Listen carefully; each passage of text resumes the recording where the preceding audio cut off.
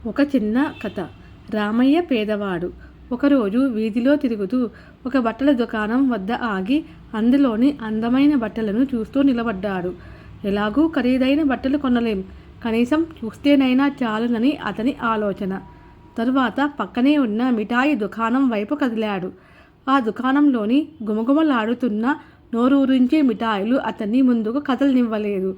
అంతలోనే ఎవరో పిలిచినట్లు అనిపించి ఈ లోకంలోకొచ్చాడు రామయ్య.